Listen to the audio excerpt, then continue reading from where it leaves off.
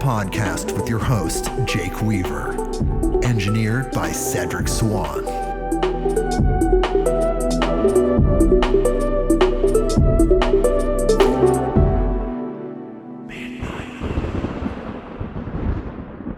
Hey everybody, we're back with another episode of Midnight on Earth.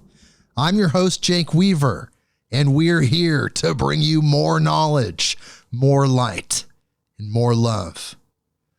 Well, I don't normally do back-to-back lecture episodes, but as it is with life on Earth, these things happen. We had a rescheduling of a guest that was supposed to come on this week that some circumstances came up and they had to reschedule. So on the fly, in an impromptu way, we are doing another lecture episode. We just did a lecture episode last week with Robert Anton Wilson, who is a very unique individual, and it was an incredible lecture episode. But I usually like to follow lecture episodes with a guest episode, just keep the knowledge flowing in that way. There's a certain rhythm, but you know, sometimes rhythm just decides for itself what it is. So Rhythm has decided that we're doing 2 lecture episodes back to back. And this week is a special one. They're always really special. The guests are incredible. The lectures are special. They're always rare and powerful and amazing. And this one is no different. This is going to be 2 lectures, actually, with the incredible Joseph Campbell. We were just talking about him a couple weeks ago with Wendy Weir, the sister of Grateful Dead member Bob Weir, and how she was his chaperone when he went to his one and only Grateful Dead concert. They knew that she didn't imbibe in some of the substances that others did. So as a group, as a family, they assigned her to look after Joseph Campbell as he was experiencing the Grateful Dead experience. So what we're going to do this week is we're going to listen to 2 episodes of his very famous Power of Myth series with Bill Moyers.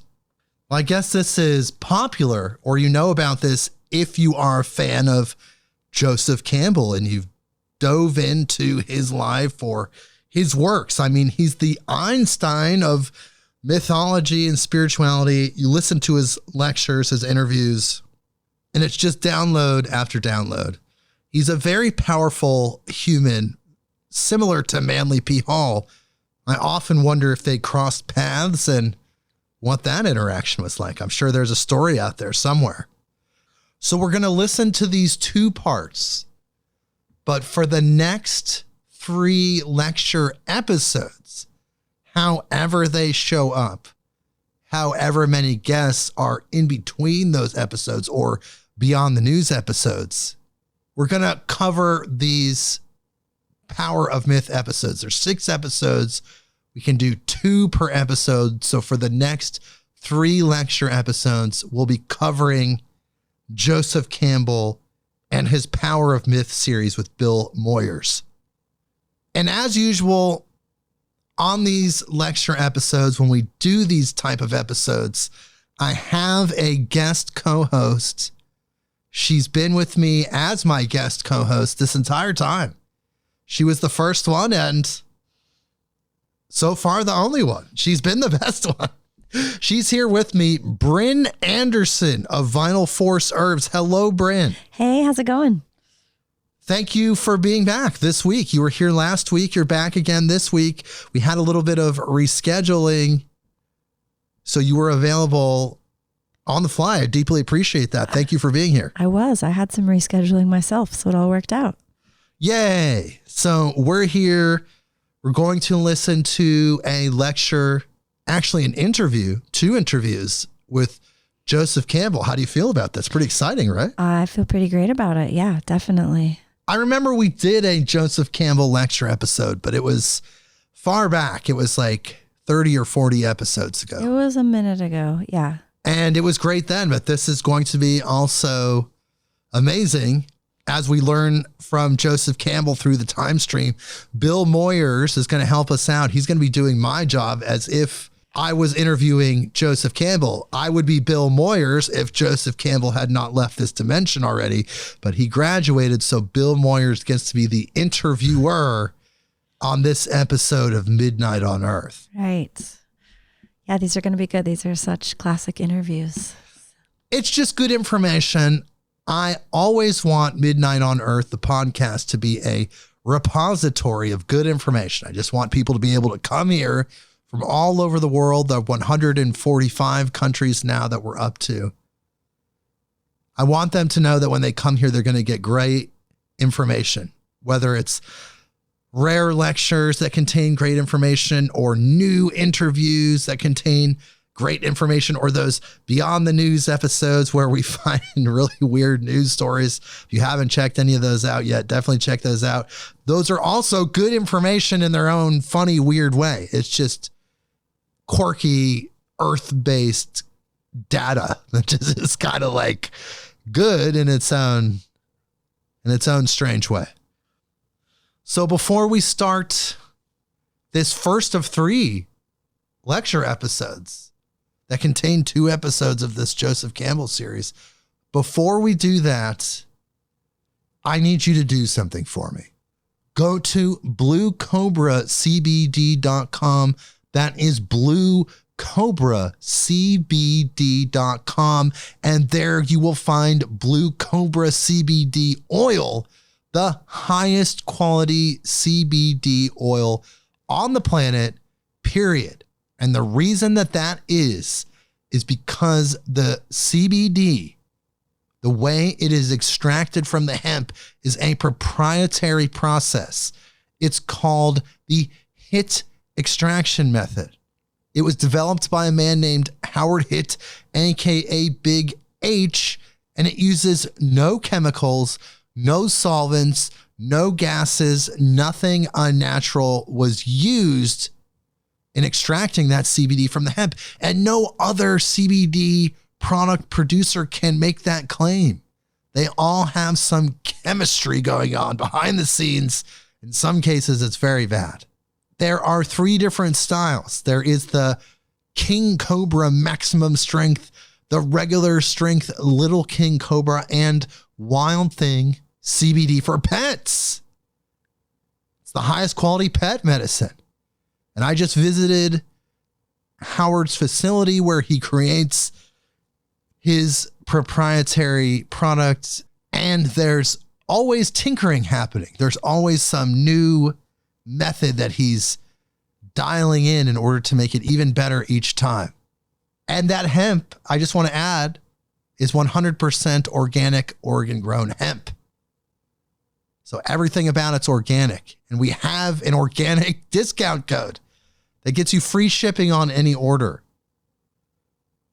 That is Big H. It's B-I-G, the letter H. That gets you free shipping on any order in the continental 48 United States. Hawaii, Virgin Islands, I'm sorry. You don't get the shipping, but you can still order the product. And Howard's available if you want to contact him with any questions. He's available on his website. There's also a money-back guarantee. If you don't like the product, you get to keep the product. If you had to pay shipping, you get your shipping money back. You get your money back. It's a win-win situation. There's nothing to lose here. Try this out. I absolutely love this. And I will tell you again, just like I tell you every week, there is no other CBD product like this. on the planet. There's nothing else that can even compare. When I take this stuff, it's an experience, even though there's no THC in it. So everyone, please go check it out. Tell me what you think. Send me an email. BlueCobraCBD.com. That is BlueCobraCBD.com. And when you're done with that, follow me on Instagram at midnight_on_earth. That's the address. You can follow me there. The more people that discover this, the more people that find this information, it's just going to help them grow. It helps the guests. It's not about me. It's about the guests. Spotify, Apple Podcasts, Google Podcasts, wherever you go to get your podcast, click that button that connects us. So many of you have, and so many of you may still have it. So if you do, click that button that connects us so you know everything that's going on. And most importantly, tell a friend. Tell someone that you know that loves these type of podcasts. Word of mouth is so huge in any situation. It's how people find things out. They love recommendations from their friends and family. That's your job for me. Do that for me. midnightonearth.com. Okay, so we're going to get to this two-part lecture, this two-part interview. But just as if Joseph Campbell was alive, just like he was here as a guest, because he is, in his own ethereal way, we read his bio. So here we go. Joseph John Campbell, born 1904, graduated 1987, was an American professor of literature at Sarah Lawrence College, who worked in comparative mythology and comparative religion. His work covers many aspects of the human experience.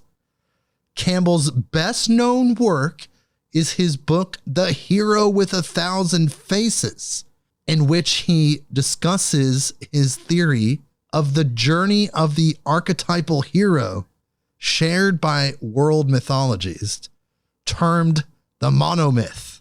Since the publication of The Hero with 1,000 Faces, Campbell's theories have been applied by a wide variety of modern writers and artists. His philosophy has been summarized by his own often repeated phrase, "Follow your bliss." He gained recognition in Hollywood when George Lucas credited Campbell's work as influencing his Star Wars saga and more. Yes, he did have some input on designing that. And Wendy Weir shared a story about how that Grateful Dead concert was right after a private screening of the 3 Star Wars movies with George Lucas. He did that, and then he went to that concert where Wendy was the chaperone. Incredible information. Brynn, are you ready to listen to this classic interview? Maybe you already listened to it. We're going to listen to it again. Are you ready? I'm ready. Super ready. So I don't know people exactly when this is from, like a year. Definitely later in Joseph Campbell's life. Visually, he looks older. But the information is timeless. So as all of our lecture episodes are set up, Brynn and I are listening. We're taking notes. And after it's all done, we'll recap. We'll go back. We'll talk about some of the things that he said, what we wrote down, the notes that we took as we close out the episode. So stick around with us till the end and we'll all recap together. Brynn, myself, you, JC. No, not Jesus Christ, Joseph Campbell. So here we go. This is Joseph Campbell and the Power of Myth with Bill Moyers, episodes 1 and 2. Joseph Campbell on the hero's adventure. He was the teacher everyone would like to have. He was the archetype, to use one of his favorite words, the original, the ideal. One of his students at Sarah Lawrence College, where Campbell taught for almost 40 years, described him as a beaming flashlight into the darkness. The director George Lucas said of Campbell, If it hadn't been for him, it's possible I would still be trying to write Star Wars. When I met him late in his life, college students across the country had been reading Campbell's influential book, The Hero with a Thousand Faces, for years. Scholars pored over his 4-volume study of mythology, The Masks of God. Now he was working on a monumental historical atlas of world mythology. Yet beyond the classroom and lecture halls, only a relative handful of people had ever seen Joseph Campbell in person or heard him speak. That changed with our series.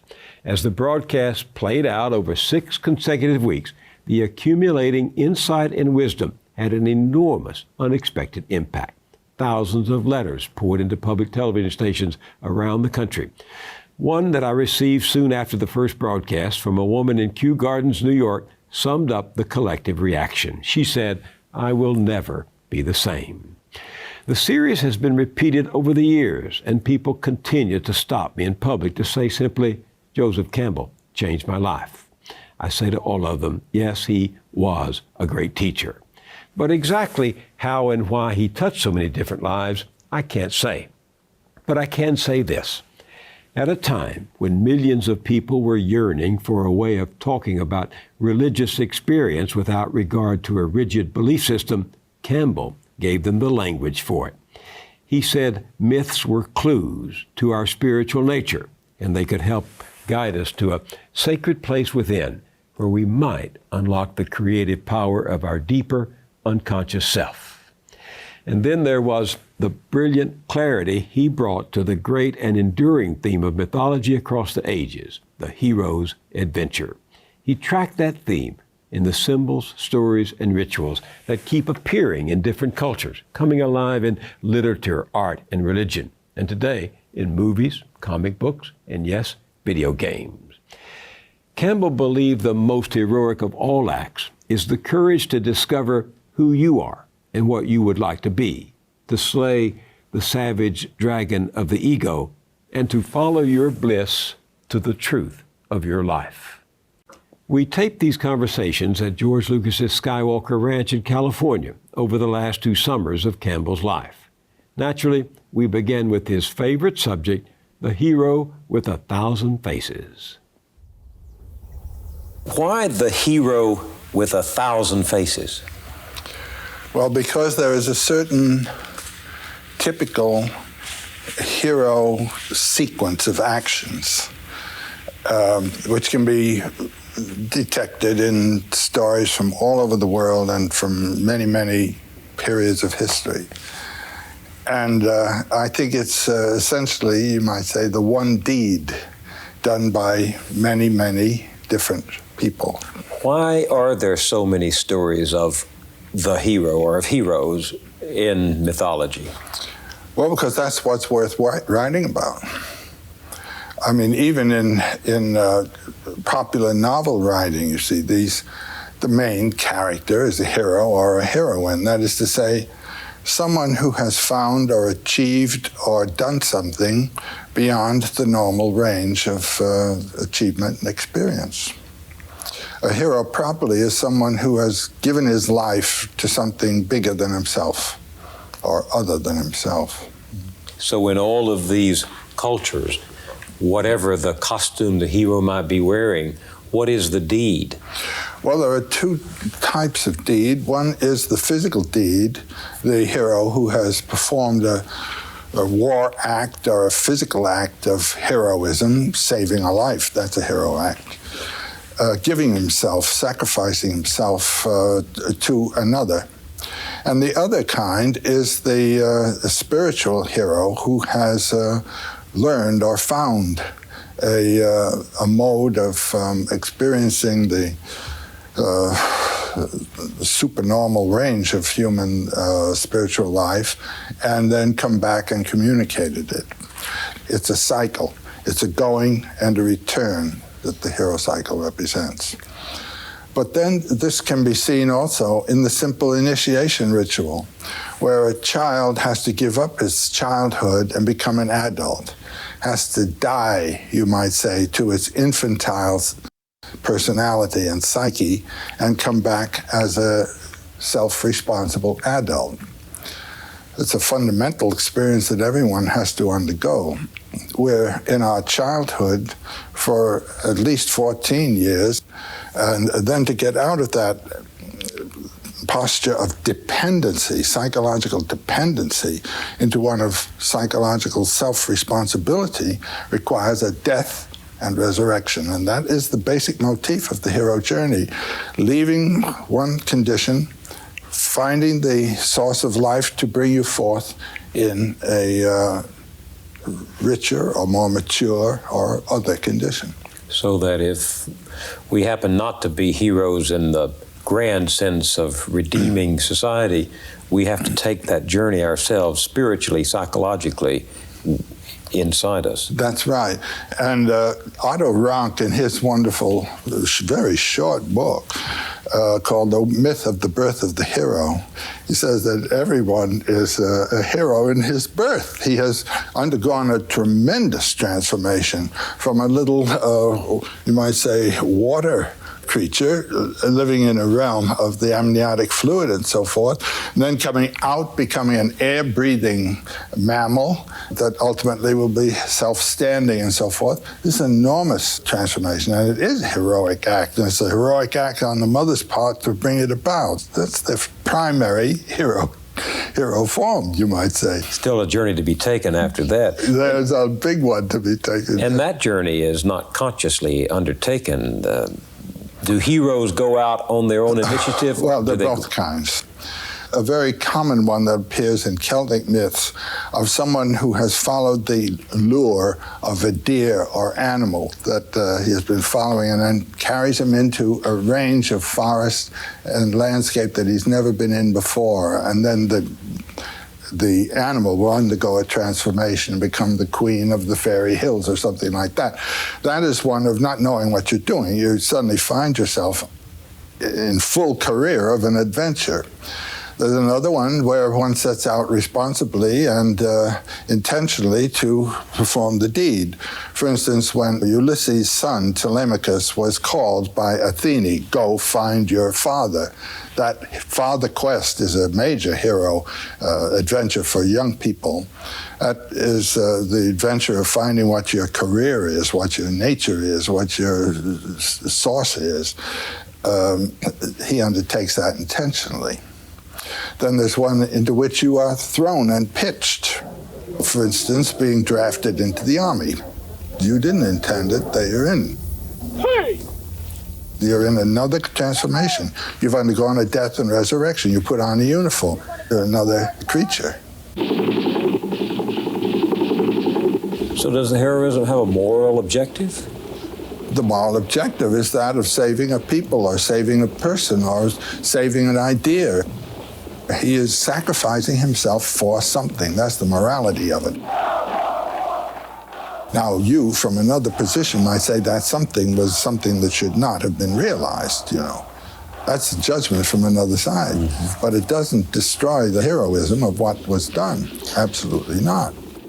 Well, that's a different angle on heroes than I got when I was reading as a young boy the story of Prometheus going after the fire and bringing it back and benefiting humanity and suffering for it. I mean, Prometheus brings fire to mankind and consequently civilization. That's, by the way, a universal theme. What is? The hero, the fire theft theme usually with a relay race after it. Often it's blue jay or woodpecker or something like this that steals the fire and then passes it on to something else and something else, one animal after another. And they're burned by the fires as they're carrying it on. And that accounts for the different colorings of animals and so forth. It's a worldwide myth, the fire theft. Do these stories of the hero vary from culture to culture? Well, it's the degree of the illumination that, or action that makes him different. There is a typical early culture hero who goes around slaying monsters. Now that is in the period of history when man is shaping his world out of a wild, savage, unshaped world. Well, it has another shape, but it's not the shape for man. He goes around killing monsters. So the hero evolves over time, like most other concepts and ideas. And well, he evolves as the culture evolves. Yeah. Now, Moses is a hero figure. In his ascent of the mountain, his meeting with Yahweh on the summit of the mountain, and coming back with the rules for the formation of a whole new society. That's the hero act. Departure, fulfillment, return. And on the way, there are adventures that can be paralleled also in other traditions. Now, the Buddha figure, it's like that of the Christ. Of course, 500 years earlier, you could match those two traditions right down the line, even to the characters of their apostles or their monks. Christ, now there's a perfectly good hero deed formula represented there, and he undergoes 3 temptations. The economic temptation, where the devil says, "You look hungry, young man, change the stones to bread." Jesus said, "Man lives not by bread alone, but every word from the mouth of God." Next, we have the political temptation. He's taken to the top of a mountain and shown the nations of the world and says, "You can come into control of all these if you'll bow to me." And then, "No, you're so spiritual. Let's go up to the top of Herod's temple and see you cast yourself down, and God will bear you up and you won't even bruise your heel." So he says, "You shall not tempt the Lord your God." Those are the 3 temptations of Christ in the desert. The Buddha also goes into the forest, has conferences with the leading gurus of the day, and goes past them. Comes to the Bo tree, the tree of illumination, undergoes 3 temptations. They're not the same temptations, but they are 3 temptations. And one is that of lust, another is that of fear, and another is that of social duty, doing what you're told. And then both of these men come back and they choose disciples who help them establish a new way of consciousness in terms of what they have discovered there. These are the same hero deeds. These are the spiritual hero deeds. Moses, the Buddha, Christ, Muhammad literally, and we know this about him. He was a camel caravan master, but he would leave his home and go out into a little mountain cave that he found and meditate and meditate and meditate and meditate. And one day a voice says, "Write," and we have the Quran, you know. It's an old story. Sometimes it seems to me that we ought to feel pity for the hero instead of admiration. So many of them have sacrificed their own needs. They all have. And very often what they accomplish is shattered by the inability of the followers to see. Yeah. You come out of the forest with gold and it turns to ashes. That's another motif that occurs.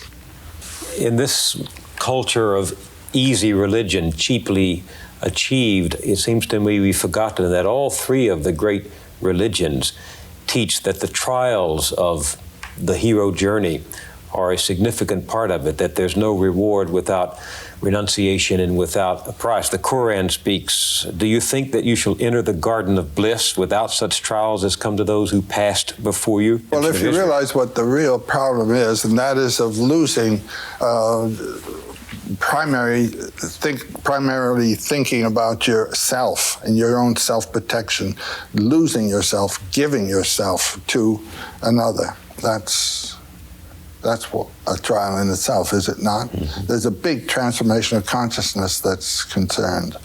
And what all the myths have to deal with is transformation of consciousness.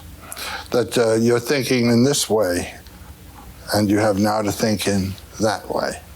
Well, how is the consciousness transformed? By the trials. The test that the hero undergoes. Or certain illuminating revelations. Trials and revelations are what it's all about. Well, who in society today is making any heroic myth at all for us? Do movies do this? Do movies create hero I don't myths? know. Now, my experience of movies, I mean, the significant experience I had of movies was when I was a boy, and they were all really movies. They weren't talkies, they were black and white movies. And I had a hero figure who meant something to me, and he served as a kind of model for myself in my physical character, and that was Douglas Fairbanks. I wanted to be a synthesis of Douglas Fairbanks and Leonardo da Vinci. That was my idea.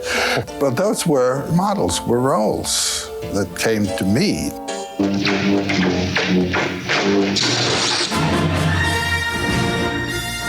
Does a movie like Star Wars fill some of that need for the spiritual adventure, for the hero? Oh, it's perfect. It does the cycle perfectly.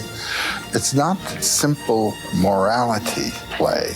It has to do with the powers of life and their inflection through the action of man. One of the wonderful things I think about this adventure into space is that the narrator, the artist, the one thinking up the story, is in a field that is not covered by our own knowledges, you know. There was much of the adventure in the old stories is where they go into regions that no one's been in before. Well, we've now conquered the planet, so there are no empty spaces for the imagination to go forth and fight its own war, you know, with powers. And that was the first thing I felt there. There's a whole new realm for the imagination to open out and live its forms. Do you, when you look at something like Star Wars, recognize some of the themes of the hero throughout mythology? Well, I think that George Lucas was using standard mythological figures. The old man as the advisor. Well, specifically, what he made me think of is the Japanese sword master. Remember, a Jedi can feel the Force flowing through him. I've known some of those people, and this man has a bit their character. Well, there's something mythological, too, isn't there, in the sense that the hero is helped by this stranger who shows up and gives him some instrument, a sword or a sheaf of light, shaft of light. He gives him not only a physical instrument, but a psychological commitment and a psychological center. This time, let go your conscious self and act on instinct. Well, he had him exercising with that strange weapon and then pulled the mask over. That's real Japanese stuff. I'll take them myself. When I took our two sons to see it, they did the same thing the audience did at that moment when the voice of Ben Kenobi says to Luke Skywalker in the climactic moment, Use the Force, Luke. Let go, Luke. The audience broke out into They did. elation, into applause. Well, you see, this thing communicates. It is in a language that is talking to young people today, and that's marvelous.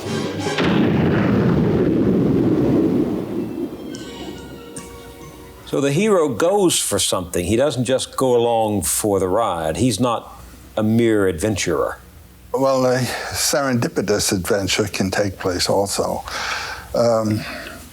You know what the word serendipity comes from?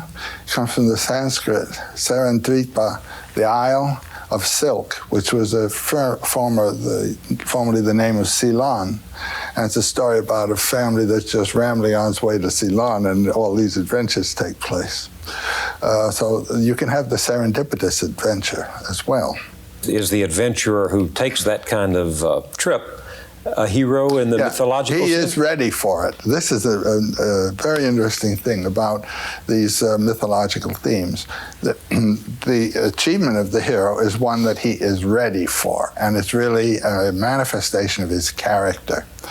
And it's amusing the way in which the landscape and the conditions of the environment match the readiness of the hero. The adventure that he's ready for is the one that he gets. Look, I ain't in this for your revolution, and I'm not in it for you, Princess. I expect to be well paid. The mercenary, Solo, begins as a mercenary and ends up as a hero. He was a very practical guy, a materialist in his character, at least as he thought of himself, but he was a compassionate human being at the same time and didn't know it. The adventure evoked a quality of his character that he hadn't known he possessed. I love you. I know. He thinks he's an egoist, he really isn't. And that's a very lovable kind of human being, I think, and there are lots of them functioning beautifully in the world. They think they're working for themselves, very practical and all, but no, there's something else pushing them.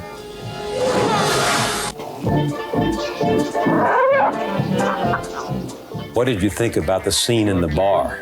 That's my favorite, not only in this piece, but of many, many pieces I've ever seen. Well, where you are is on the edge. You're about to embark into the outlying spaces. And the real adventure out there. A real adventure. This is the jumping off place. And there is where you meet people who've been out there, and they run the machines that go out there, and you haven't been there. It reminds me a little bit in Robert Louis Stevenson's Treasure Island, the atmosphere before you start off the adventure. You're in a seaport, and there are old salt seamen who've been on the sea, and that's their world, and these are the space people also. Bad feeling about this. The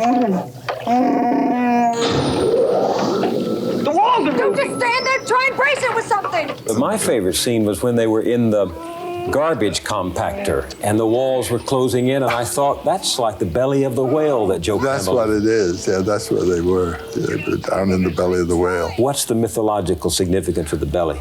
It's the descent into the dark. Jonah in the whale. I mean, that's a standard motif of going into the whale's belly and coming out again. Why must the hero do that?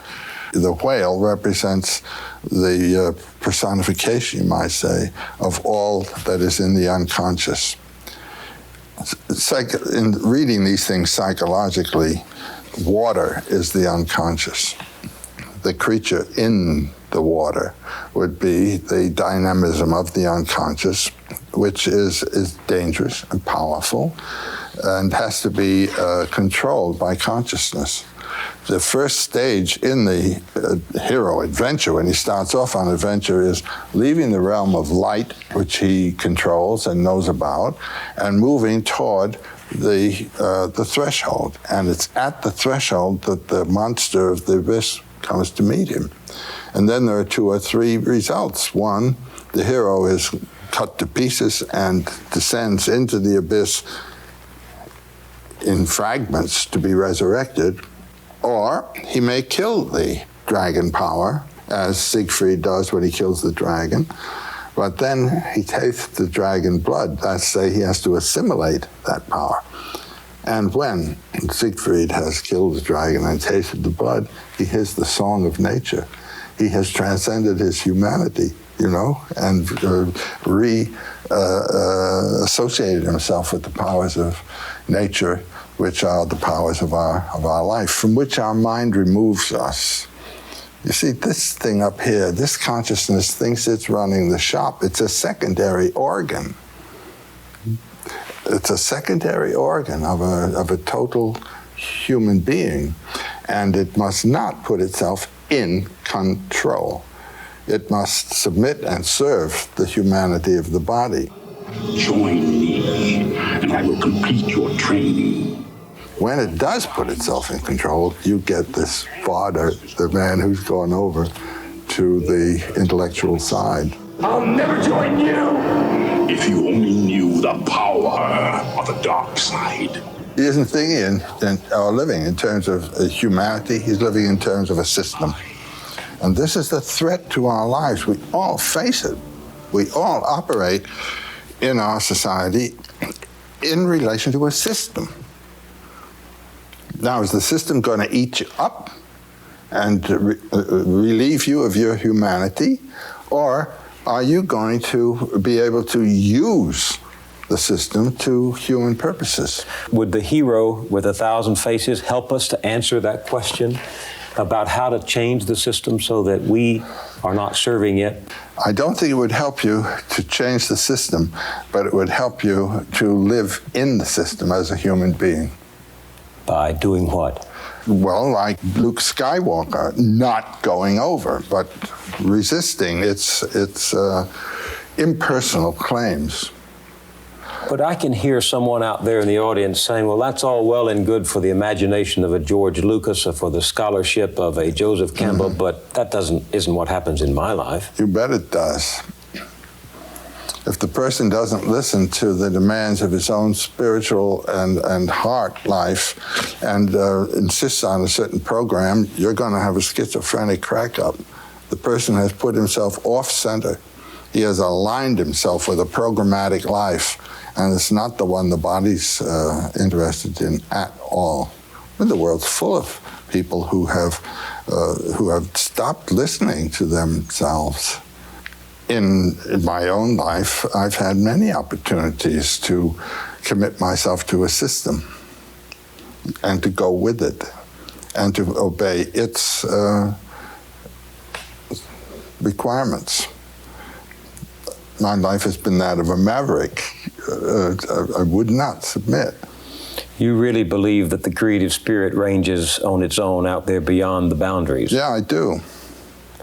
Something of the hero in that. I don't mean to suggest that you see yourself as a hero. No, I don't, but I see myself as a maverick.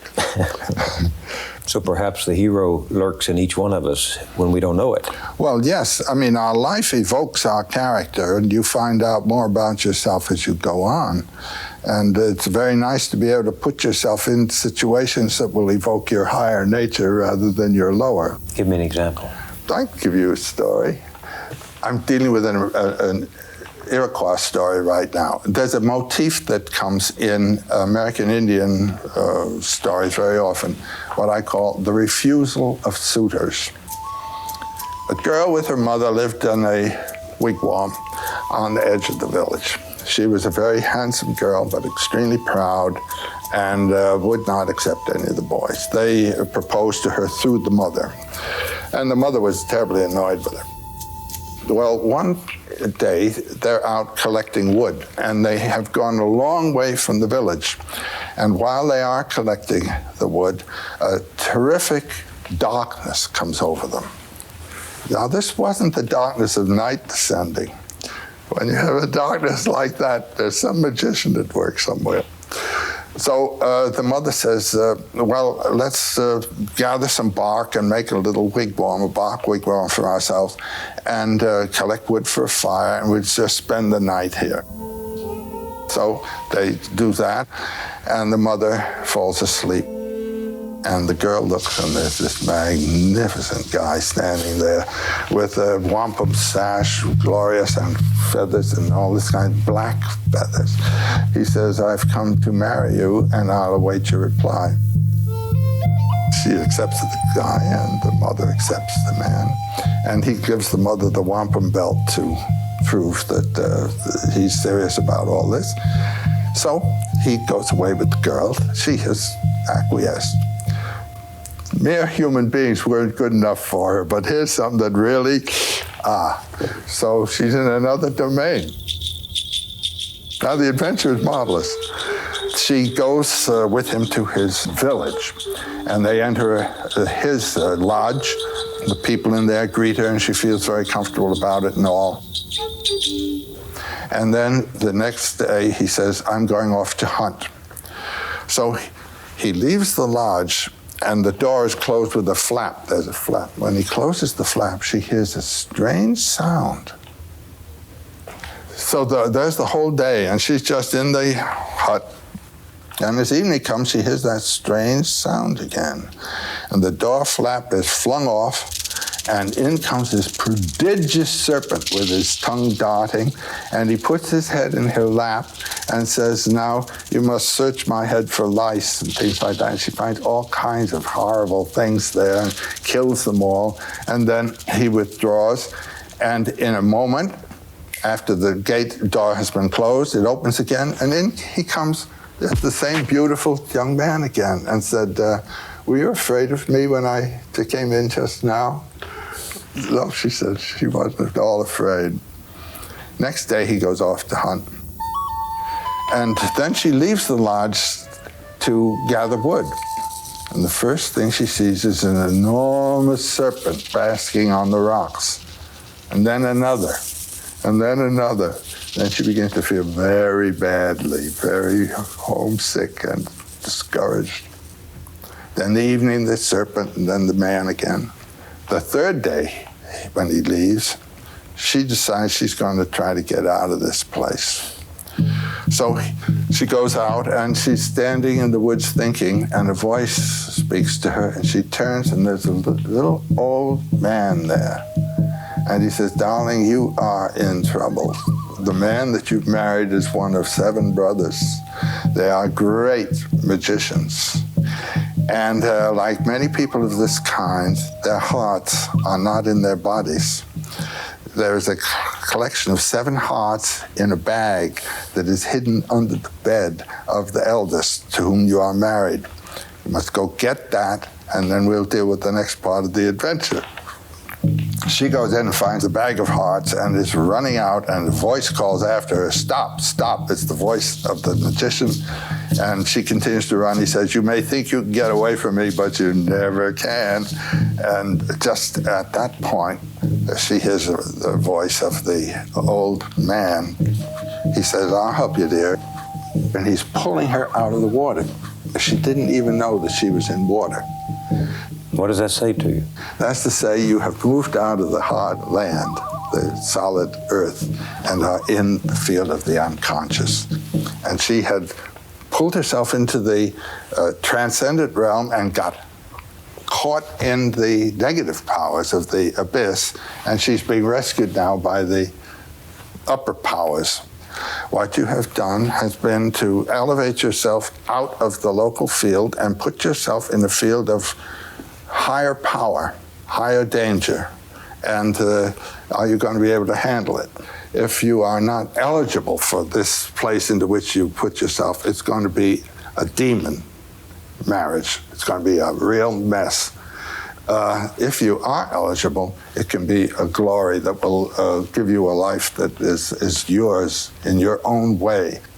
So these stories of mythology are simply trying to express a truth that can't be grasped any other way. It's the edge, the interface between what can be known and what is never to be discovered, because it is a mystery transcendent of all human research. The source of life. What is it? No one knows. Why are stories important for getting at that? Well, I think it's important to live life with a knowledge of its mystery and of your own mystery. And it gives life a new zest, a new balance, a new harmony to do this. I mean, therapy and psychological therapy, when people find out what it is that's ticking in them, they get straightened out. And what is it that life is? I find thinking in mythological terms has helped people. Visibly, you can see it happen. How? What does it do? It erases anxieties. It puts them in accord with the inevitables of their life, and they can see the positive values of what are the negative aspects of what is positive. It's whether you're going to say no to the serpent or yes to the serpent. As easy as that. No to the adventure? Yeah, the adventure of being alive, of living. When I was growing up, tales of King Arthur, tales of the medieval knights, tales of the dragon slayers were very strong in my world. Dragons represent greed, really.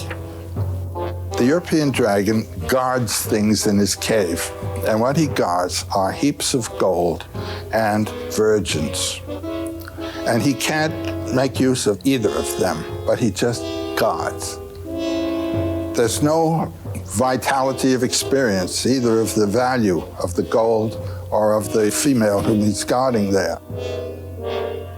Psychologically, the dragon is one's own binding of oneself to one's ego, and you're captured in your own dragon cage. And the problem of the psychiatrist is to break that dragon, open him up, so that you can have a larger field of relationships.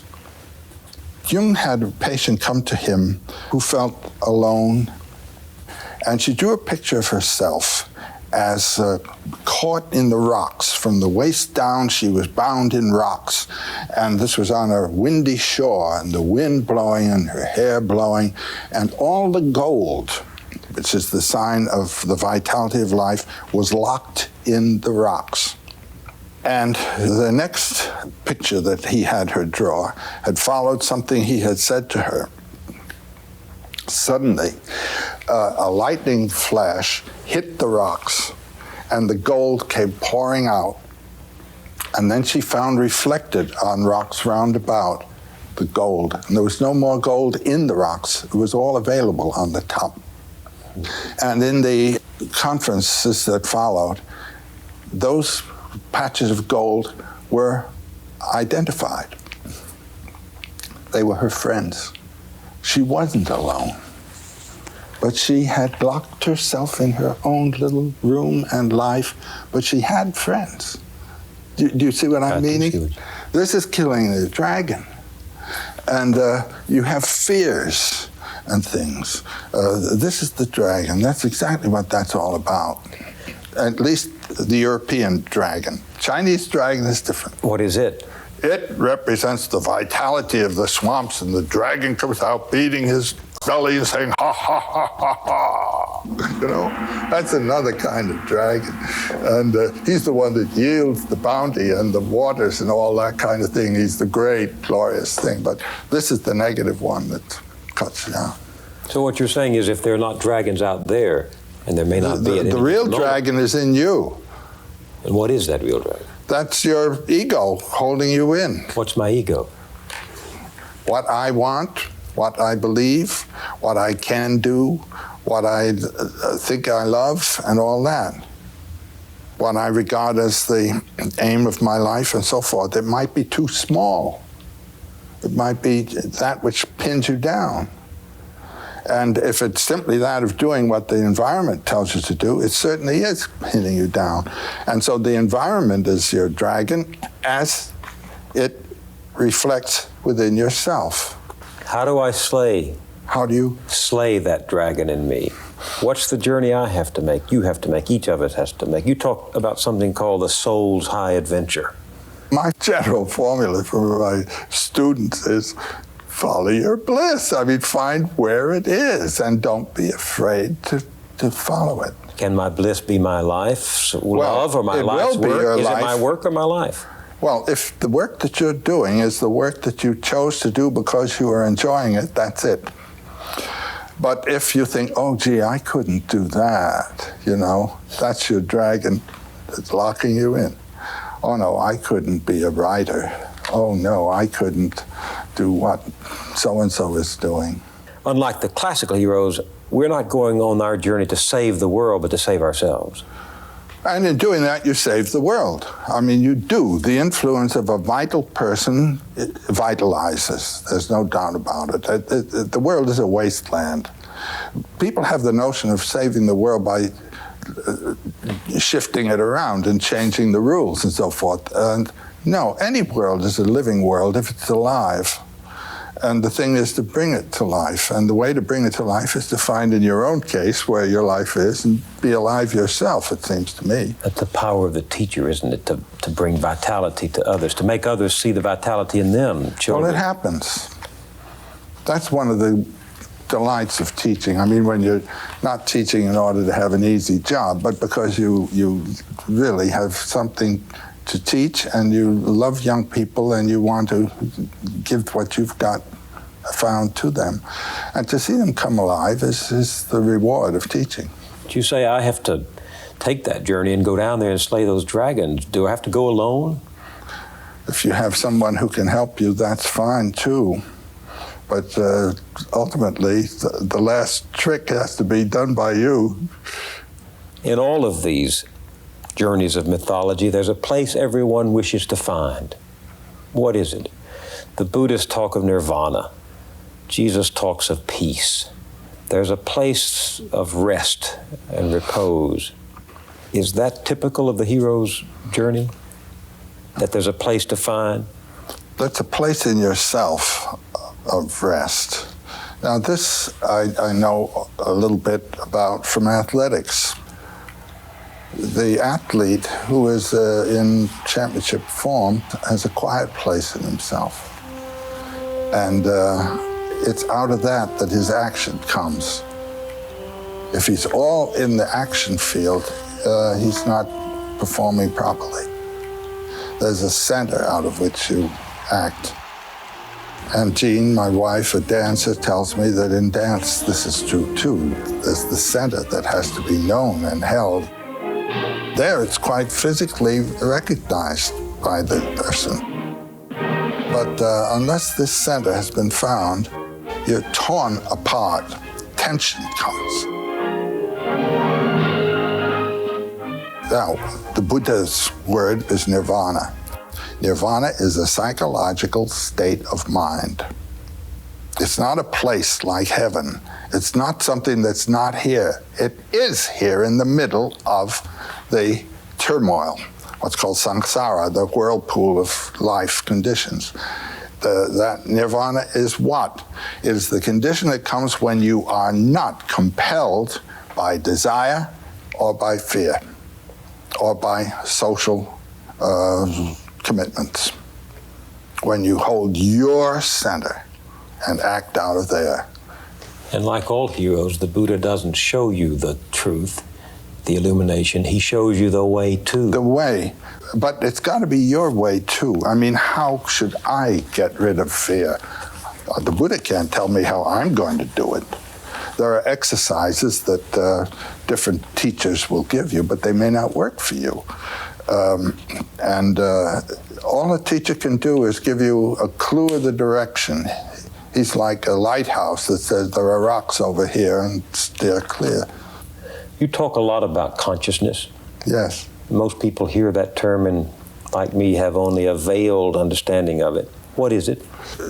Jean and I are living in Hawaii, and we're living right by the ocean, and we have a little lanai, a little porch, and there's a coconut tree that grows up through that porch, and it goes on up. And there's a kind of vine plant, a big powerful thing with leaves like this, that has grown up the coconut tree.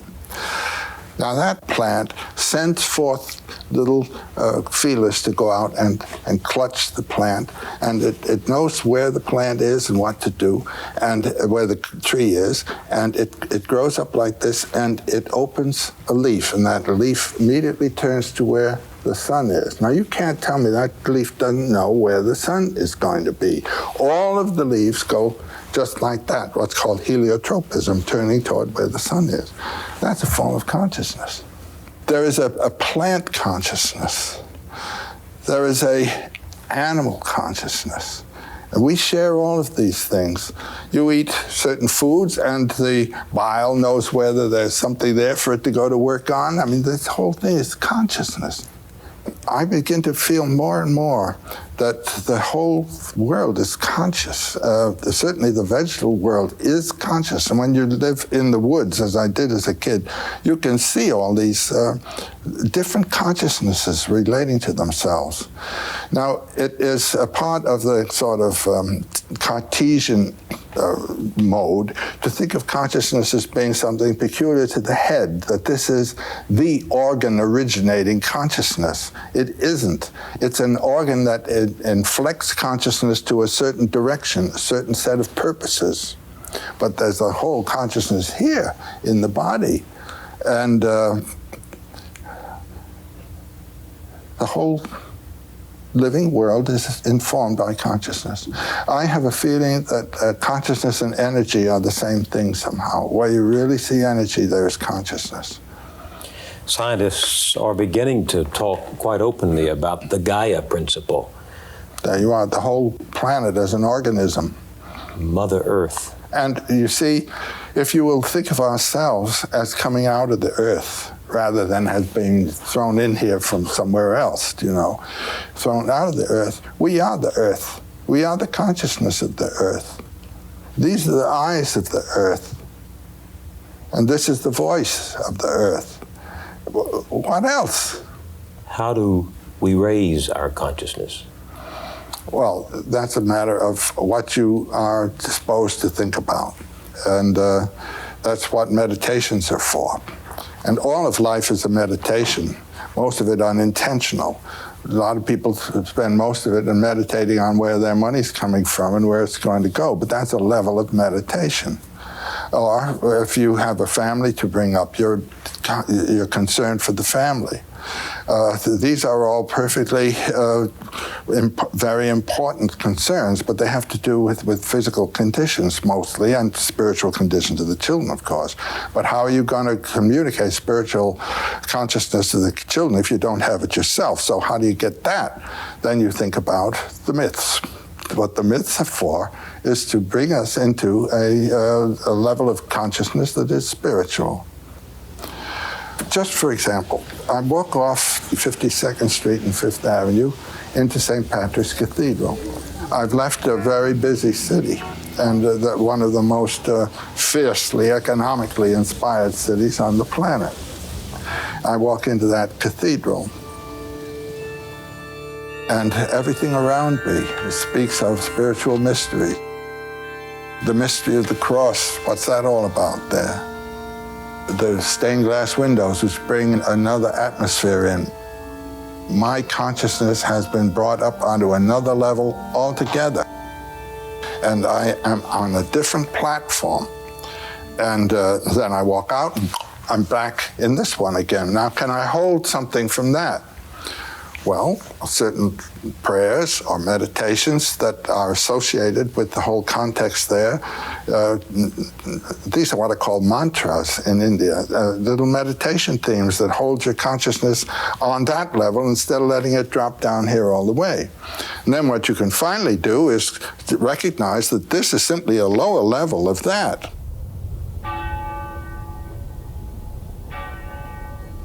The cathedral at Chartres, which you love so much, also expresses a relationship of the human to the cosmos, doesn't it? Well, I think everyone who has spent any time at Chartres has felt something very special about this cathedral.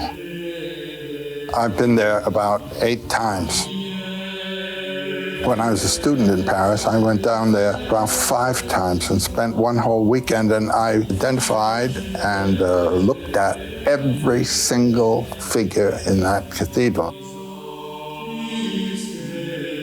I was there so much that the concierge, this little old fellow who took care of the cathedral, he came to me one noontime and he said, would you like to go up with me and ring the bells? I said, I sure would.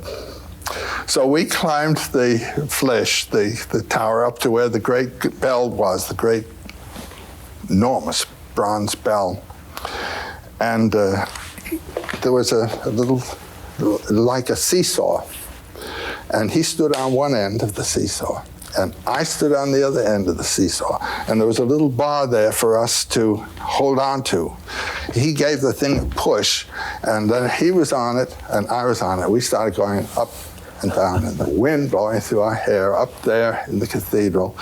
And then it began underneath, bong, bong, bong. I tell you, it was one of the most thrilling adventures in my life. And when it was all over, he brought me down. He said, I want to show you where my room is. Well, in a cathedral, you have the nave, and then the transept, and then the apse. And around the apse is the choir screen. Now, the choir screen in Chartres is about that wide. And he took me in a little door into the middle of the choir screen, and there was his little bed and a little table with a lamp on it. And when I looked out, there was the Black Madonna, the vitrine, the window of the Black Madonna, and that was where he lived. Now, there was a man living in a meditation, a constant meditation. I mean, that was a very moving, beautiful thing. Well, I've been there time and time again since. What do you find when you go there? What does it say about all that we've been discussing?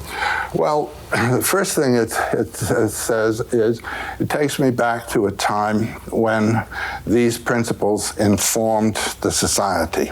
I mean, you can tell what's informing the society by the size of what the building is that's the tallest building in the place. When you approach a medieval town, the cathedral's the tallest thing in the place. When you approach a 17th century city, it's the political palace that's the tallest thing in the place. And when you approach a modern city, it's office buildings and dwellings that are the tallest things in the place. And if you go to Salt Lake City, you'll see the whole thing illustrated right in front of your face. First, the temple was built. The temple was built right in the center of the city. I mean, this was a proper organization. That's the spiritual center from which all flows in all directions. And then the Capitol was built right beside the temple. And it's bigger than the temple. And now the biggest thing is the office building that takes care of the affairs of both the temple and the political building. That's the history of Western civilization, from the Gothic through the princely periods of the 16th, 17th, 18th centuries to this economic world that we're in now. In New York now, the debate is over who can build the tallest building, not to praise, but to build the tallest building. Yeah, and they are magnificent. I mean, some of the things that are going up in New York now really are, and this is a kind of architectural triumph. And what it is the statement of the city. We are a financial power center, and look what we can do. It's a kind of virtuosic acrobatic stunt. Will new myths come from there? Well, something might. You can't predict what a myth is going to be any more than you can predict what you're going to dream tonight. Myths and dreams come from the same place. They come from realizations of some kind that have then to find expression in symbolic form. And the only myth that's going to be worth thinking about in the immediate future is one that's talking about the planet, not this city, not these people, but the planet and everybody on it. That's my main thought for what the future myth is going to be. And what it will have to deal with will be exactly what all myths have dealt with. The maturation of the individual, the gradual, the pedagogical way to follow from dependency through adulthood to maturity and then to the exit, and how to do it. And then how to relate to this society, and how to relate this society to the world of nature and the cosmos. That's what the myths have all talked about. That's what this one's got to talk about. But the society that it's got to talk about is the society of the planet. And until that gets going, you don't have anything. There's that wonderful photograph you have of the Earth seen from space. And it's very small, and at the same time, it's very grand. You don't see any divisions there of nations or states or anything of the kind. This might be the symbol, really, for the new mythology to come. That is the country that we are going to be celebrating. And those are the people that we are one with. Okay, that was part 1. We're going to listen to episode 2, where Bill Moyers continues his interview with Joseph Campbell. Here is part 2, and then we'll recap. Brynn and I will recap with you at the end. Why is it, Joseph Campbell wondered, that in almost every culture on earth, you can find stories that tell of virgins giving birth to heroes who die and are resurrected? Osiris, Tammuz, Adonis, Jesus of Nazareth, parallel stories of suffering, sacrifice, and redemption. And why did certain sites take on holy status, one religion following another on the very same spot, believers coming century after century for healing or for some other blessing from their different gods? The pyramids on the Nile, the ziggurats of Mesopotamia, the Aztec shrines, the cathedrals of Chartres and Notre Dame, all pointing beyond the visible plane of existence. Buried deep in our DNA, Campbell concluded, no matter who we are, is the need to worship, to believe, and the capacity for reverence. Religion, with its symbols and rituals and stories, is the way we mortals try to connect to that unseen world. Raised a Roman Catholic, Campbell's own life experiences made him a maverick in search of the sublime. Over the last 2 summers of his life, in hours of conversations recorded in the library of Lucasfilm in California, we talked about how mythology can still awaken a sense of awe, gratitude, and even rapture. Why myths? Why should we care about myths? What do they have to do with my life? Well, my first answer would be, well, go on, live your life. It's a good life. You don't need this. I don't believe in being interested in subjects because they're said to be important and interesting. I believe in being caught by it somehow or other. But you may find that with a proper introduction, this subject will catch you. And so what can it do for you when it does catch you?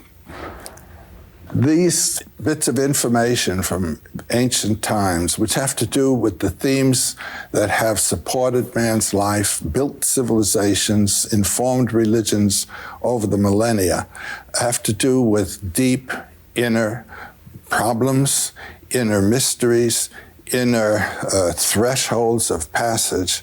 And if you don't know what the guide signs are along the way, you have to work it out yourself.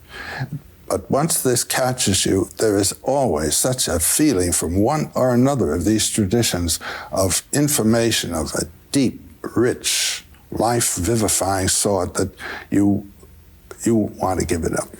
So myths are stories of the search by men and women through the ages for meaning, for significance, to make life signify, to touch the eternal, to understand the mysterious, to find out who we are. People say that what we're all seeking is a meaning for life. I don't think that's what we're really seeking. I think what we're seeking is an experience of being alive, so that the life experiences that we have on the purely physical plane will have resonances within that are those of our own innermost being and reality. And so that we actually feel the rapture of being alive. That's what it's all finally about, and that's what these clues help us to find within ourselves. Myths are clues? Myths are clues to the spiritual potentialities of the human life. What we're capable of knowing within? Yes. And experiencing within. Yes. I liked you changed the definition of a myth from the search for meaning to the experience of meaning. The experience. The experience of life. The experience of life. The mind has to do with meaning. In here, what's the meaning of a flower? That Zen story of the sermon of the Buddha when his whole company was gathered and he simply lifted a flower. And there was only one man, Kashyapa, who gave him a sign with his eye that he understood what was said. What's the meaning of the universe? What's the meaning of a flea? It's just there, that's it. And your own meaning is that you're there.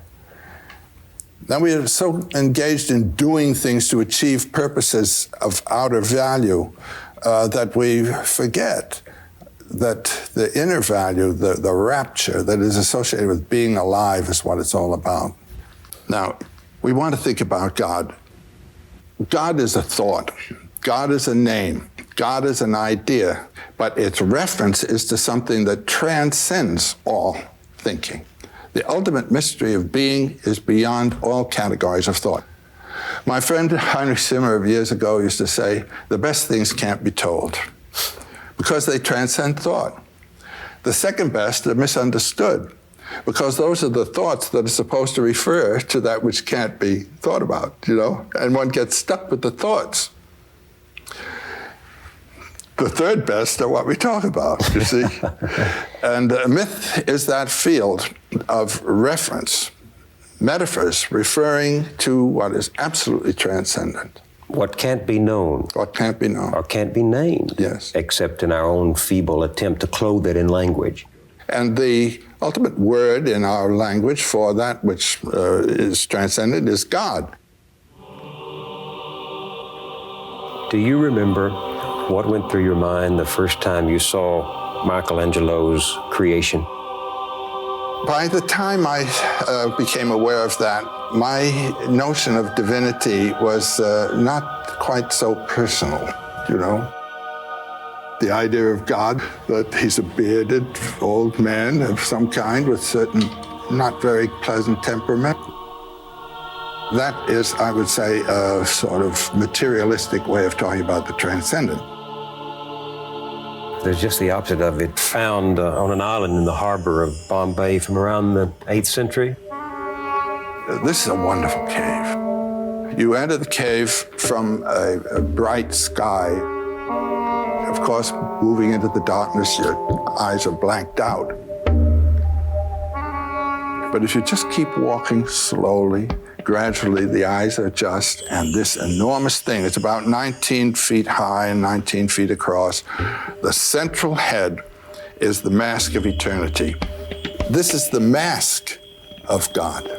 Mask of eternity. That is the metaphor through which eternity is to be experienced as a radiance. And these other two figures? Whenever one moves out of the transcendent, one comes into a field of opposites.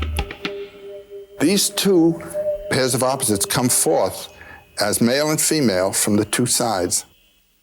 One has eaten of the tree of the knowledge, not only of good and evil, but of male and female, of right and wrong, of this and that, of light and dark. Everything in the field of time is dual, past and future, dead and alive. All this, being and non-being, is, isn't.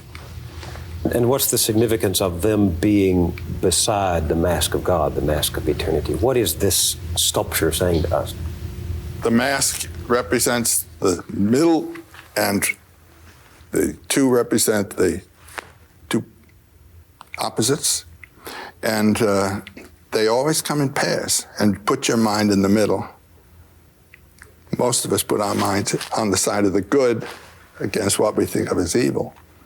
It was Heraclitus, I think, who said, "For God, all things are good and right and just, but for man, some things are right and others are not." You're in the field of time when you're man. And one of the problems of life is to live in the realization of both terms. That's to say, I know the center, and I know that good and evil are simply temporal apparitions. Well, are some myths more or less true than others? They're true in different senses, do you see? Here's a whole mythology based on the insight that transcends duality.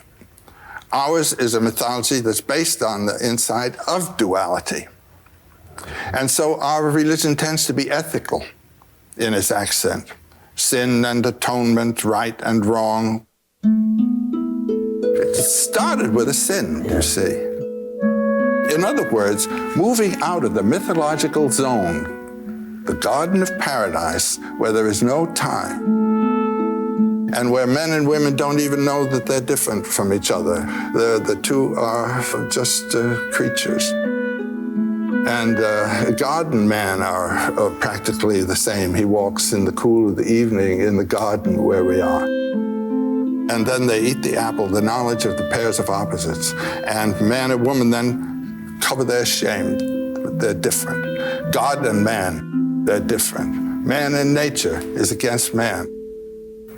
I once heard a wonderful lecture by Daisetsu Suzuki. You remember this wonderful old Zen philosopher who was over here? He was in his 90s. He started a lecture in Switzerland, and I heard in Ascona.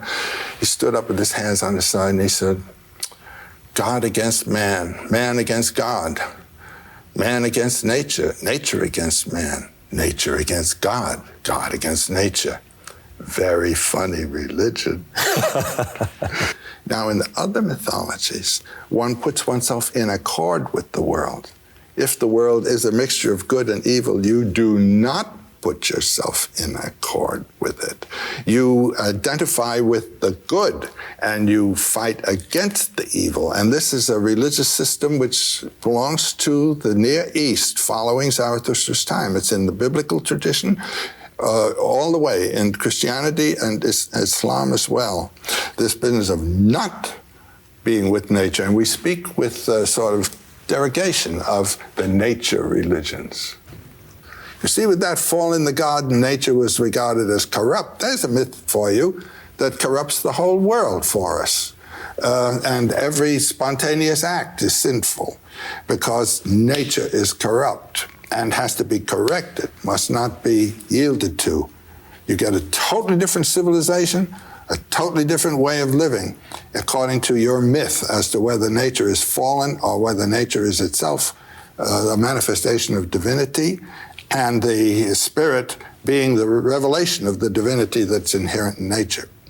But don't you think that Americans, modern Americans, have rejected this idea, this Indian idea, this ancient idea of nature as revealing the divinity because it would have kept us from achieving dominance over nature? Yeah, but that's the biblical condemnation of nature that they inherited from their own religion and brought with them. God is not in nature. God is separate from nature, and nature is not God. And this distinction between God and the world is not to be found in basic Hinduism or Buddhism either.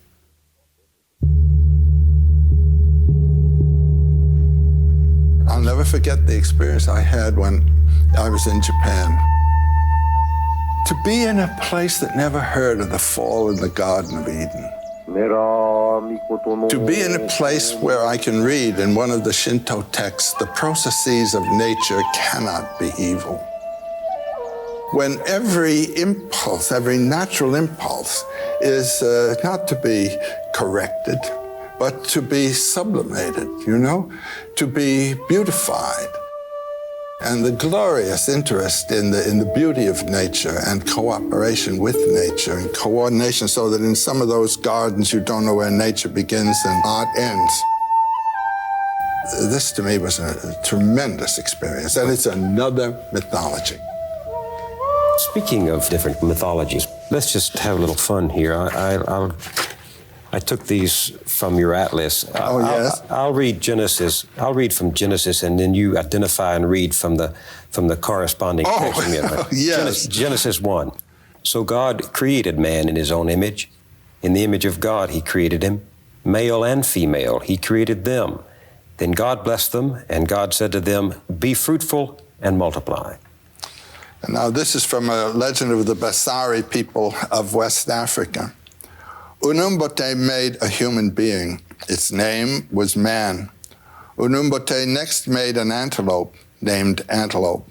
Unumbote made a snake named Snake. And Unumbote said to them, "The earth has not yet been pounded.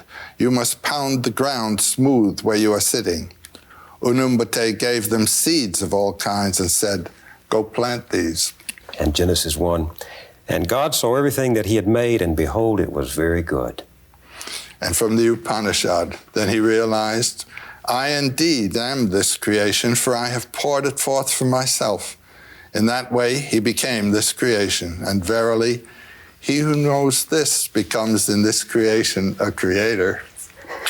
That's the clincher there.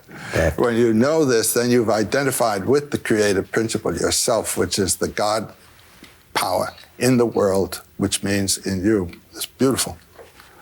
What do you think we're looking for when we subscribe to one of these theories of creation, one of these stories of creation? What are we looking for? Well, I think what we're looking for is a way of experiencing the world in which we are living that will open to us the transcendent that informs it, and at the same time informs ourselves within it. That's what people want. That's what the soul asks for. You mean we're looking for some accord with the mystery that informs all things, that what you call that vast ground of silence, which we all share? Yes, but not only to find it, but to find it actually in our environment, in our world, to recognize it, to have some kind of instruction that will enable us to see the divine presence. In the world and in us. And in India, this wonderful Anjali, this greeting, you know what that means? No. That's the greeting of prayer, isn't it? That's what we use for prayer. They greet you with that. That's greeting the God that's in you as you come in. These people are aware of the divine presence. When you enter an Indian home as a guest, you are a visiting deity, and you feel it by God the way they treat you. It's something in the way of a hospitality that you don't get where you have simply one person and another person. It's a recognition of the identity. But weren't people who told these stories and believed them and acted on them asking far more simple questions, you know, who made the world? How was the world made? Why was the world made? Aren't these the questions that these creation stories are trying to address? No. It's through that answer that they see that the Creator is present in the whole world. Do you see what I mean? Mm-hmm. This story that we've just read, I see that I am this creation, says the God. When you see that God says He is the creation, and then you are a creature, well, the God is within you, and the man you're talking to also. And so there's that realization, two aspects of the one divinity. Accord again, harmony again. Wonderful thing. Yeah. Let me ask you some questions about these common features in these stories, the significance of the forbidden fruit. Well, there's this standard folk tale motif called the one forbidden thing. Remember in Bluebeard, don't open that closet, you know? And then one always does it. And in the Old Testament story, God gives the one forbidden thing, and He knows very well. Now I'm interpreting God. He knows very well that man's going to eat the forbidden fruit, but it's by doing that man becomes the initiator of his own life. Life really begins with that. I also find in some of these early stories the human tendency to find someone to blame.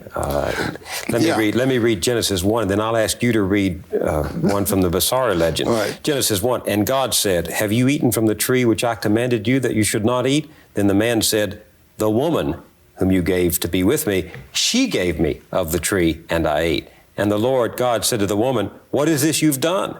And the woman said, the serpent deceived me, and I ate. I mean, you talk about buck passing, it starts very early. That's right. And then there's the Basari legend. It's been tough on serpents, too. One day, Snake said, we too should eat these fruits. Why must we go hungry? Antelope said, but we don't know anything about this fruit. Then man and his wife took some of the fruit and ate it. Unumbate came down from the sky and asked, who ate the fruit? They answered, we did. Unumbate asked, who told you that you could eat that fruit? They replied, Snake did. It's the same Poor story. Snake. It's the same What do you story. make of this? That in all of these stories, the principal actors are pointing to someone else as the initiator of the fall. Yeah, but it turns out to be Snake. And Snake in both of these stories is the symbol of life throwing off the past and continuing to live. Why? The power of life, because the snake sheds its skin, just as the moon sheds its shadow. The snake in most cultures is positive. Even the most poisonous thing in India, the cobra, is a sacred animal.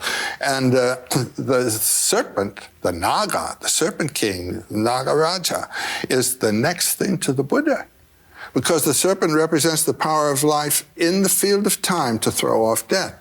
And the Buddha represents the power of life in the field of eternity to be eternally alive.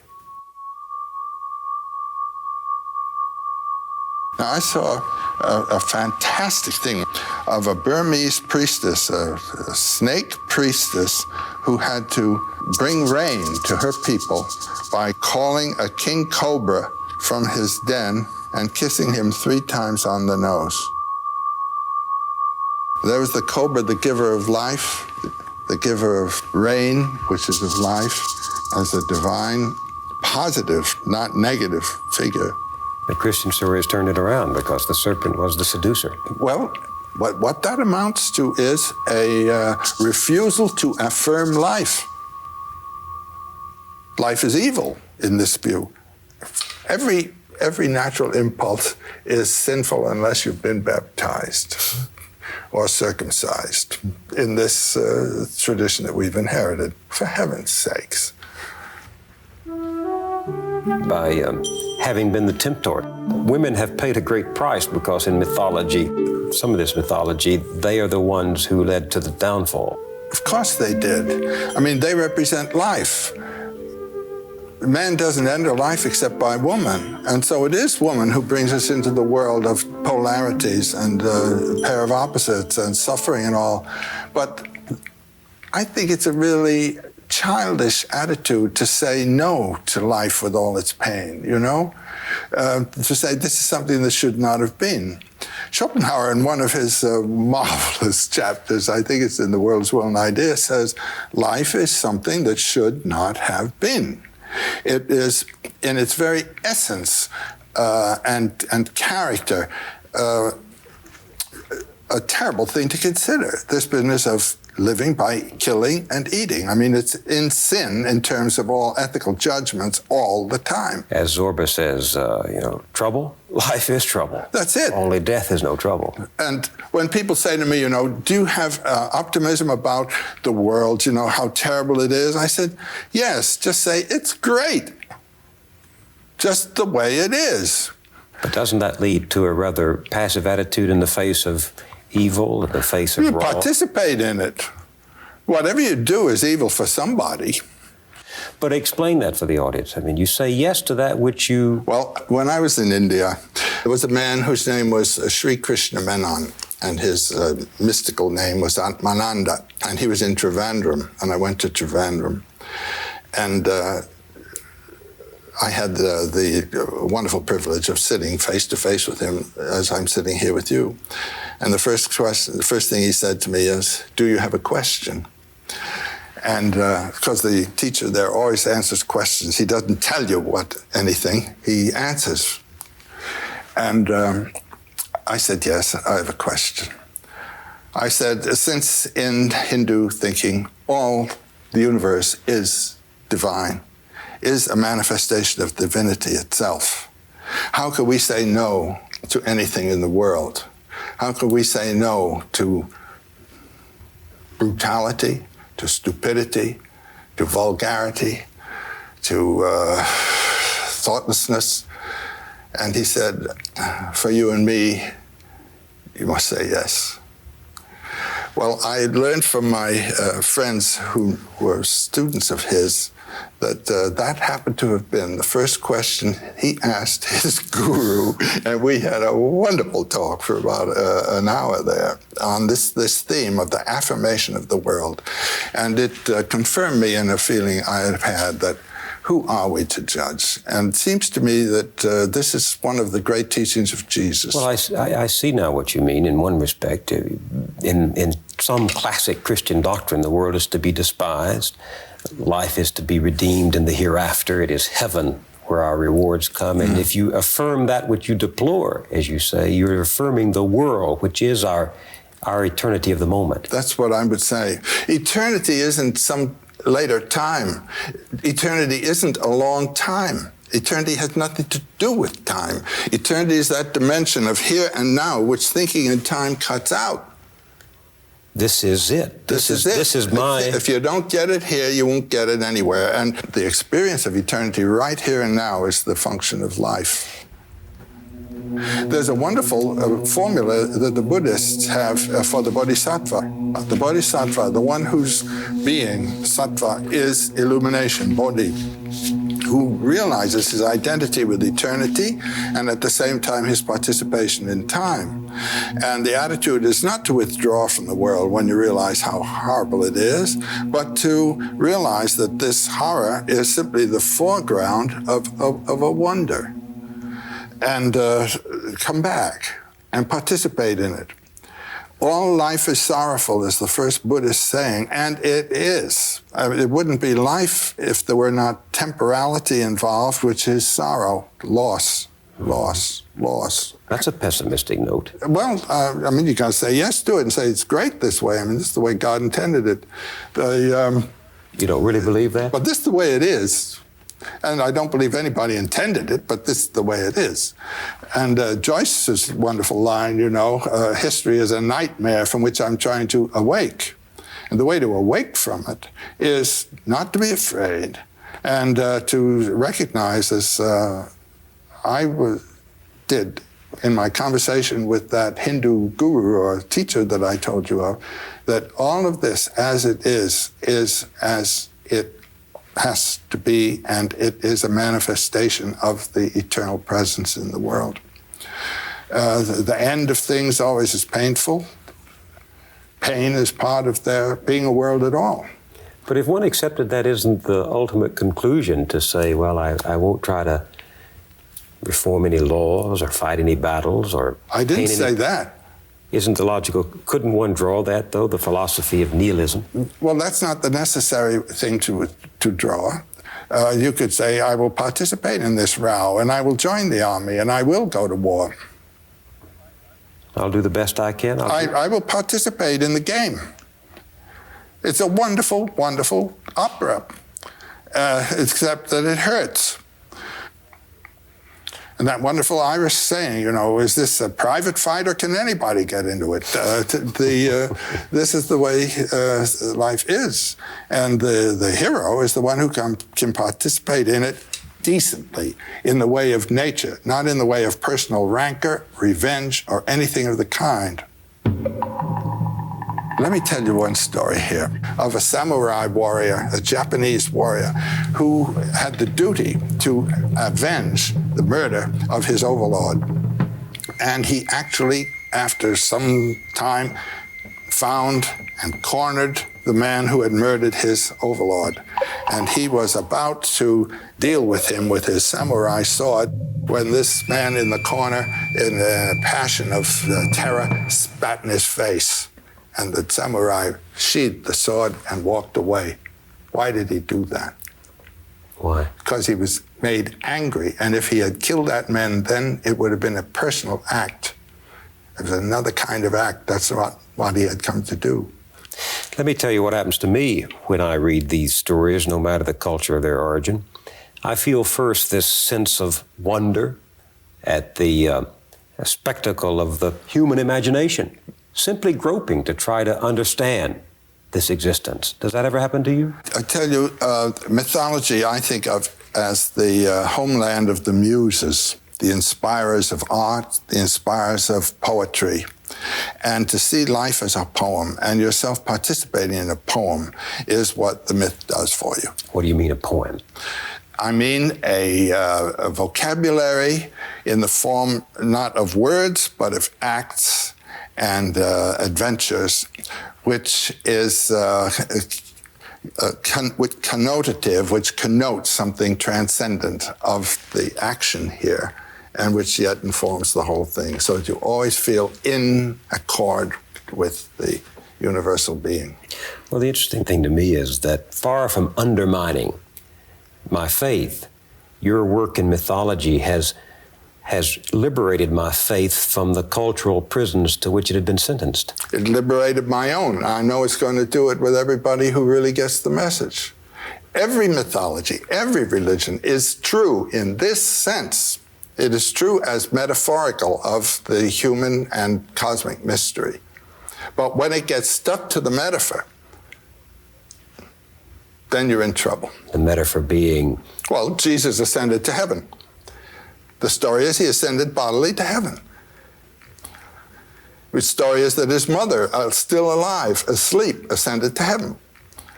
So this is metaphorical of something. You don't have to throw it away. All you have to find is what it's saying.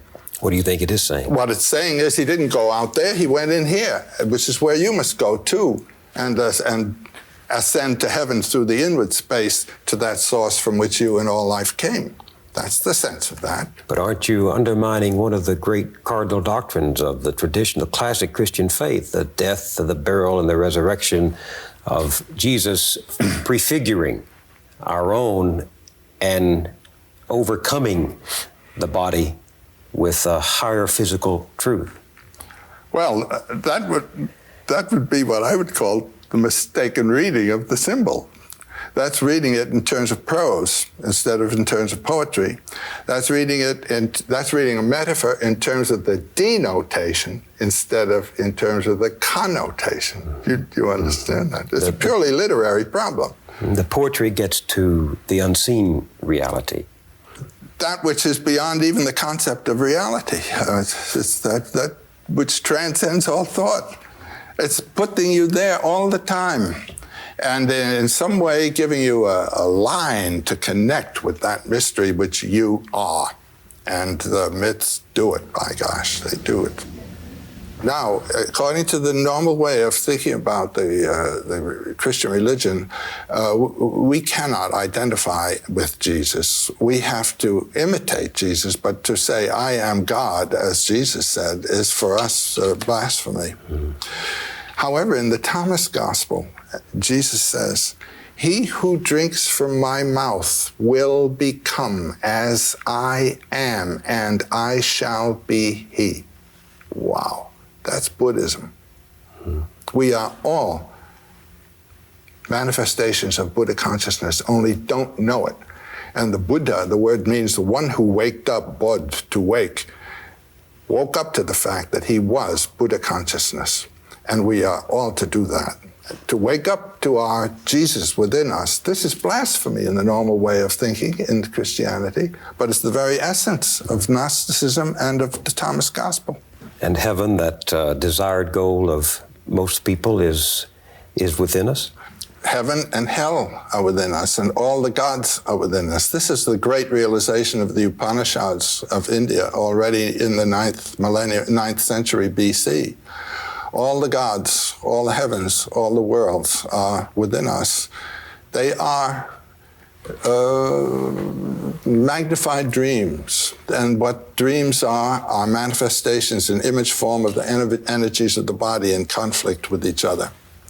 And that's all myth is. Myth is a manifestation in symbolic images, metaphorical images of the energies within us, moved by the organs of the body, in conflict with each other. This organ wants this organ wants this. The brain is one of the organs. So when we dream, are we fishing in some vast ocean of mythology that it goes down and down and down. And you can get all mixed up with complexes, things like that, but you're standing on the Lord of the Abyss, really. There's a Polynesian saying that frequently comes to my mind, standing on a whale, fishing for minnows. We are standing on a whale. The ground of being is the ground of our being. And outward turned, we see all these little problems here, but inward, we are the source of them all. That's the big mystical teaching. You've seen what's happened to primitive societies that are unsettled by white man's civilization. They go to pieces, they disintegrate, they succumb to vice and disease. And isn't that the same thing that's been happening to us since our myths began to disappear? Absolutely it is. Isn't that why conservative religious folk today are calling for a return to the old-time religion? That's right. I understand their yearning. In my youth, I had fixed stars. They comforted me with their permanence. They gave me a known horizon. They told me that there's a loving, kind, and just Father out there looking down on me, ready to receive me, thinking of my concerns all the time. Now science, medicine, has made it a house cleaning of belief. And I wonder what happens to children who don't have that fixed star, that known horizon, those myths to sustain them. All they have to do is read the newspaper. I mean, it's a mess. But what the myth has to provide, just on this immediate level of life instruction, the pedagogical aspect of myth, it has to give life models. And the models have to be appropriate to the possibilities of the time in which you're living.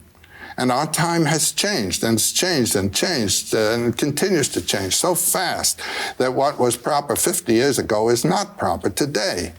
So the virtues of the past are the vices of today. And the many of what were thought to be the vices of the past are the necessities of today.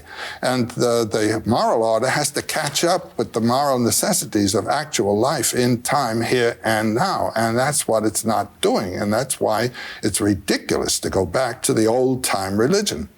A friend of mine composed a song based on the old-time religion. Give me the old-time religion. Let us worship Zarathustra just the way we used to. I'm a Zarathustra booster. He's good enough for me. Let us worship Aphrodite.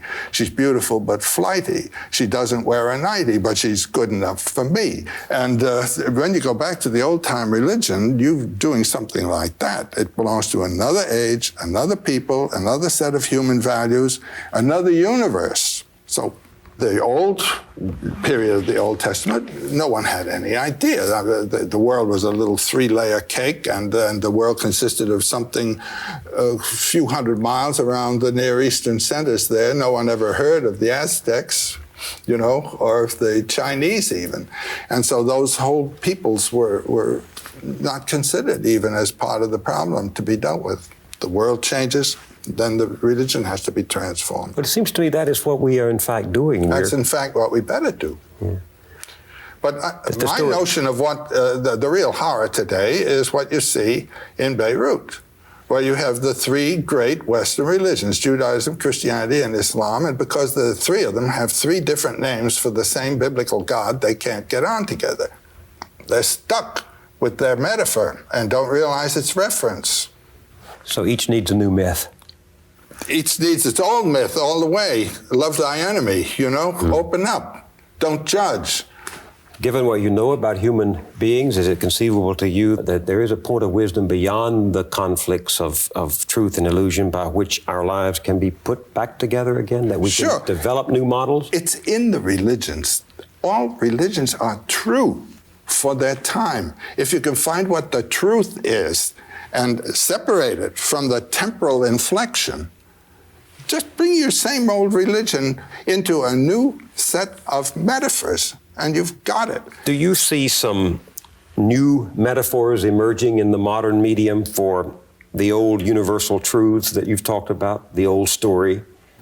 Well, I think that the Star Wars is a valid mythological perspective, and the problem of is the machine and the state is the machine.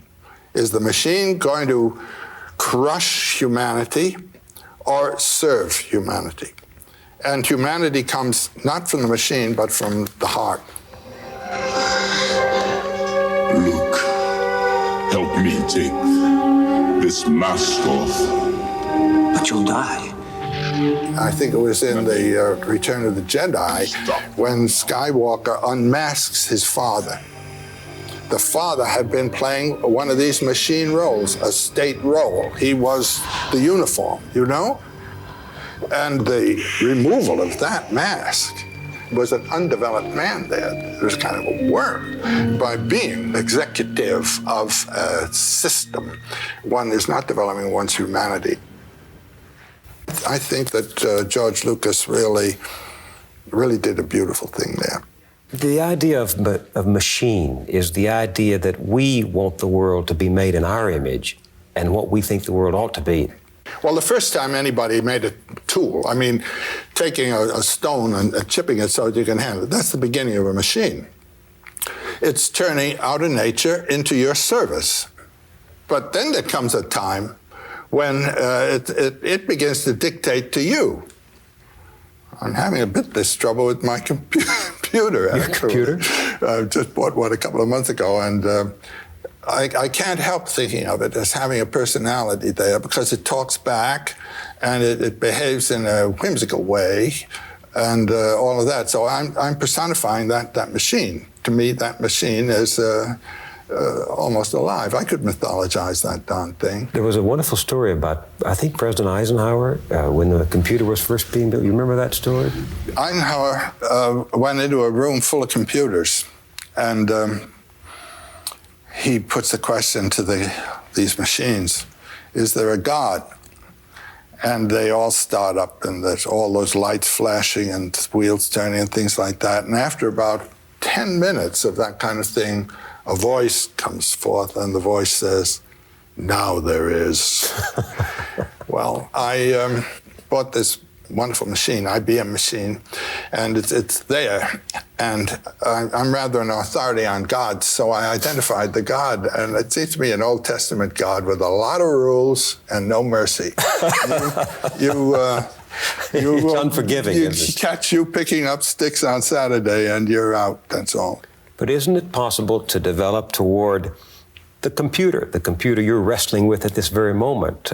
Isn't it possible to develop the same kind of attitude of the Pawnee chieftain who said that in the legends of his people, all things speak of Tarawa, all things speak of God? It wasn't a special privileged revelation. God is everywhere in his works, including the computers. Well, indeed so. I mean, the miracle of what happens on that screen, you know, have you ever looked inside one of those things? No. You can't believe it. It's a whole hierarchy of angels, all on slats.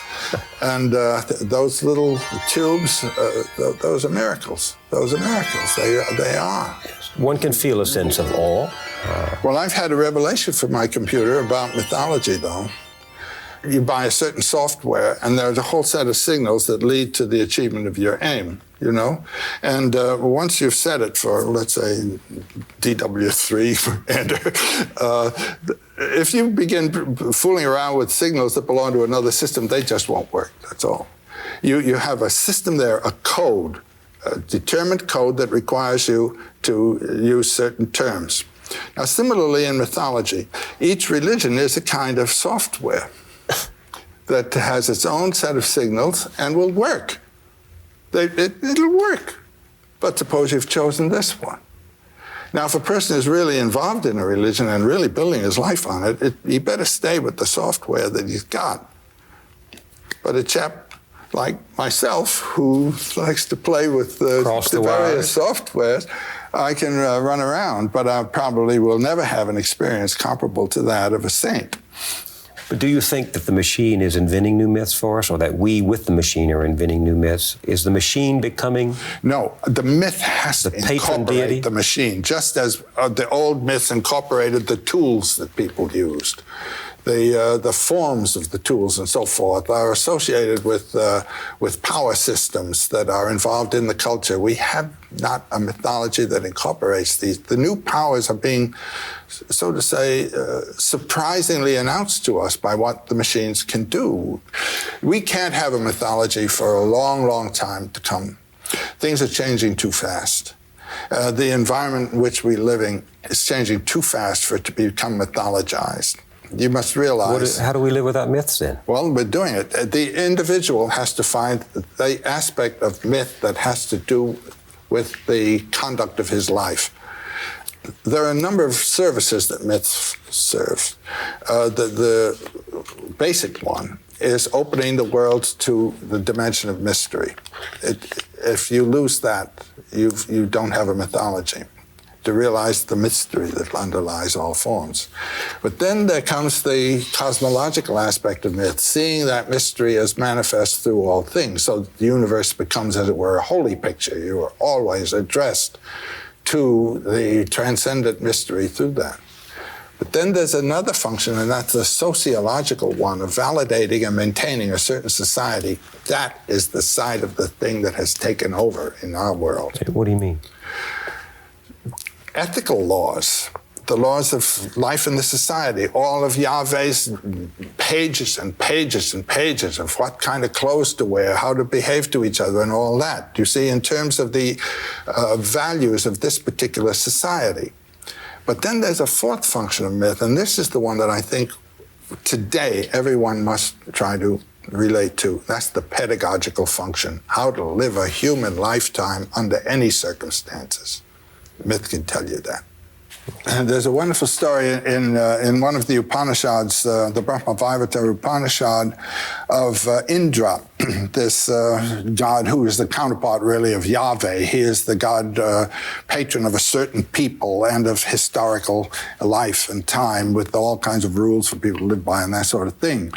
And there was a time when a great monster named Rutra had closed all the waters of the earth. And so there was a drought, a terrible drought, and the world was in very bad condition. Well, it took this god, Indra, quite a while to realize that he had a box of thunderbolts there, and all he had to do was drop a thunderbolt in Vritra, and that would blow him up. And when he did that, of course, he blew Vritra up, and the waters flowed, and the world was refreshed. And he said, what a great boy am I. So thinking, what a great boy am I, he goes up to the cosmic mountain, which is the central mountain of the world. And so he decided he would build a new world up there, a new city, and particularly his palace was going to be a palace worthy of such as he.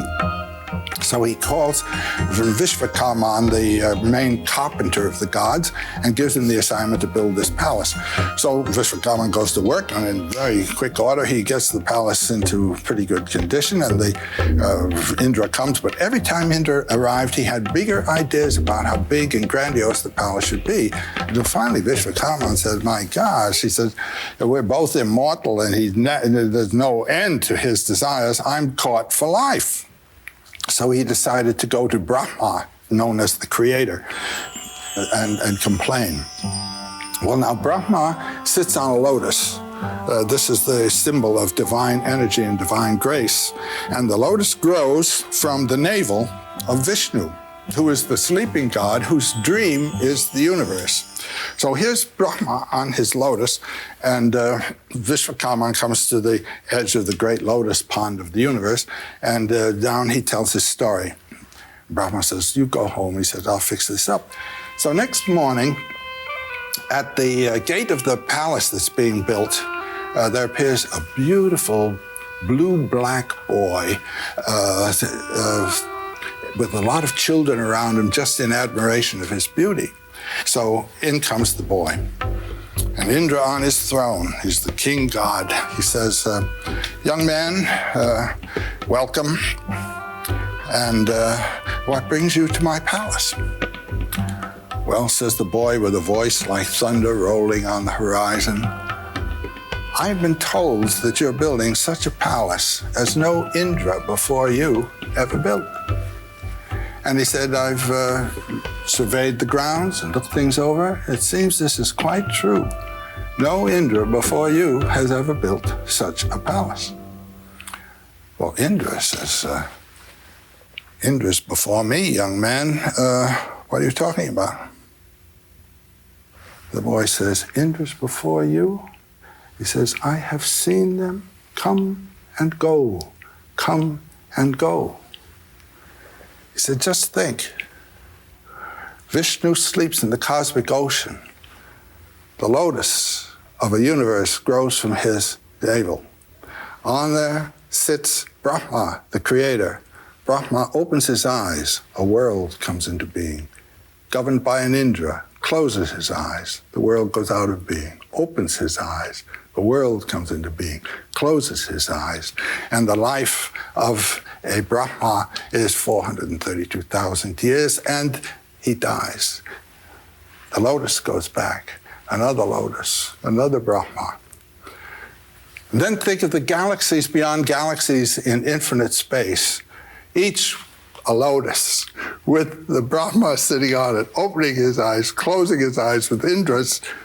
There may be wise men in your court who would volunteer to count the drops of water in the oceans of the world or the grains of sand on the beaches, but no one would count those Brahmas, let alone those Indras.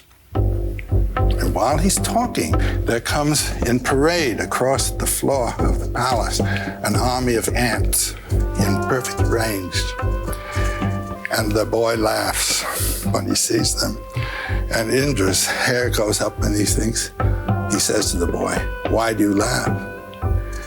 And the boy says, don't ask unless you are willing to be hurt. And Indra says, I ask, teach. The boy says, former Indras all. Through many lifetimes, they rise from the lowest conditions spiritually to highest illumination. And then they drop their thunderbolt in Vritra and they think, what a good boy am I. And down they go again. And Then Indra sits there on the throne, and he's completely disillusioned, completely shot, and he thinks, oh, let's quit the building of this palace. He calls Vishvakarma and says, you're dismissed. You don't have to. So Vishvakarma got his intention. He's dismissed from the job, and there's no more house building going on. And Indra decides, I'm going out and be a yogi and just meditate on the lotus feet of Vishnu. But he has a beautiful queen named Indrani.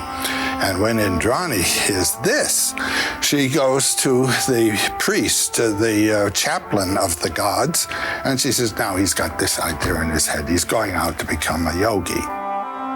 Well, says the Brahmin, come in with me, darling, and we'll sit down and I'll fix this up. So he talks to Indra. They come in, they sit down before the king's throne. And he tells him, now, I wrote a book for you some years ago on the art of politics. You are in the position of the king. You are the position of the king of gods. You are manifestation of the mystery of Brahman in the field of time. This is a high privilege. Appreciate it, honor it, and deal with life as though you were what you really are. And with this set of instructions, Indra gives up his idea of going out becoming a yogi and finds that in life he can represent the eternal in the way of a symbol, you might say, of the Brahman and the ultimate truth. So each of us is, in a way, the Indra of his own life. And you can make a choice either to go out and in the forest and meditate and throw it all off, or stay in the world and in the life either of your job, which is the kingly job of the politics and achievement, and as well in the love life with your wife and family, you are realizing the truth. Now, this is a very nice myth, it seems to me. Do we ever know the truth? Do we ever find it? Well, each person can have his own depth experience and some conviction of being in touch with his own Sat Chit Ananda, his own being, true consciousness and true bliss. But the religious people tell us we really won't experience it till we go to heaven, till you die. I believe in having as much as you can of this experience while you're alive. My bliss is now. And I think in heaven you'll be having such a marvelous time looking at God that you won't get your own experience at all. That's not the place to have it. Here's the place to have the experience. Here and now. Here and now. And we're back, everybody. That was the first 2 episodes of Bill Moyers' Power of Myth series with Joseph Campbell.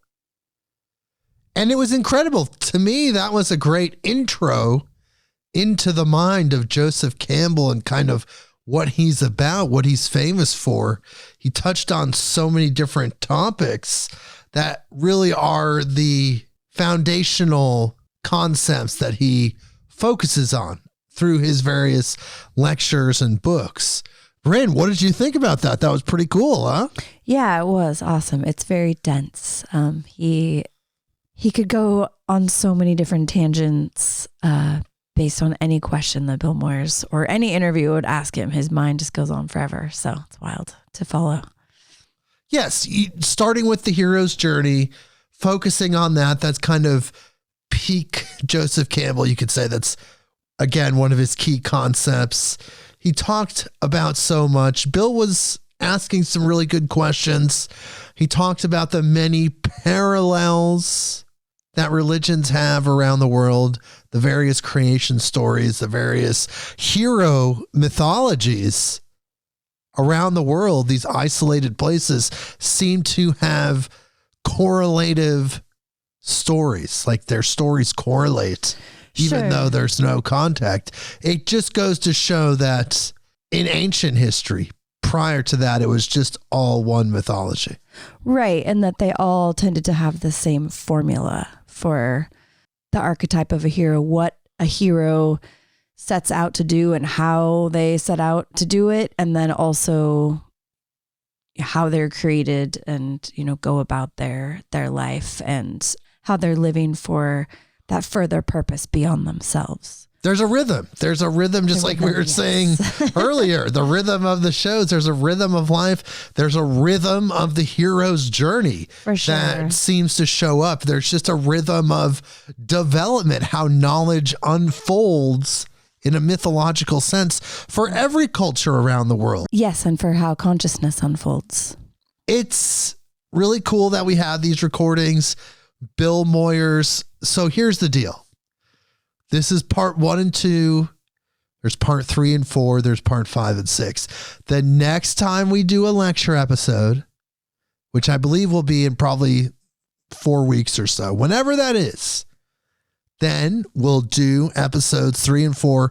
And then the next time after that, we'll do episodes 5 and 6 just to get through this Power of Myth series, because not only is it an introduction into Joseph Campbell and what he brings to that table of knowledge, of human knowledge, but it's also just an introduction and a deep dive eventually into world mythology and comparative religions. It's a way to think about things. It's going to help you expand.